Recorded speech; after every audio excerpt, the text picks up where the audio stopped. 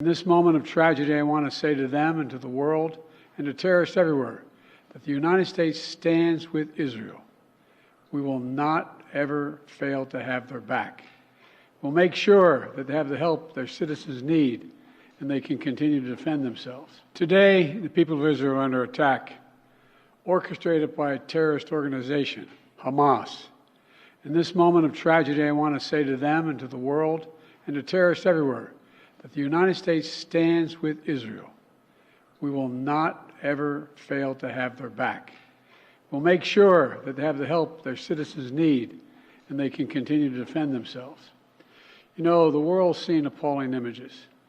Thousands of rockets in the space of hours raining down on Israeli cities. When I got up this morning, started this at 7:30, 8 o'clock, my calls. Hamas terrorists crossing in Israel, killing not only Israeli soldiers, but Israeli civilians. In the street, in their homes, innocent people murdered, wounded, entire families taken hostage by Hamas. Just days after Israel marked the holiest of days in the Jewish calendar. It's unconscionable. You know, when I spoke with Prime Minister Netanyahu this morning, I told him the United States stands with the people of Israel in the face of these terrorist assaults. Israel has the right to defend itself and its people, full stop. There's never justification for terrorist attacks.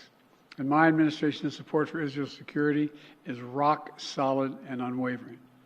Let me say this as clearly as I can. This is not a moment for any party hostile to Israel to exploit these attacks to seek advantage. The world is watching.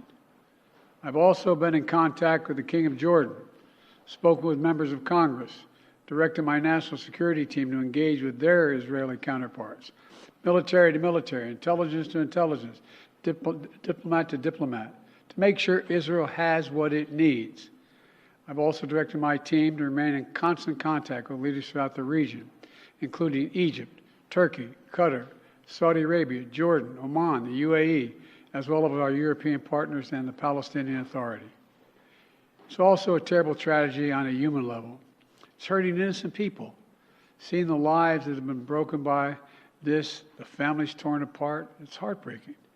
And Jill and I are praying for those families who've been impacted by this violence. We grieve with those who've lost their loved ones, lost a piece of their soul. We have hope for swift recovery for many who have been wounded. But we're going to remain in close touch with Prime Minister. I personally am going to remain in close contact with Prime Minister Netanyahu as this situation continues to develop.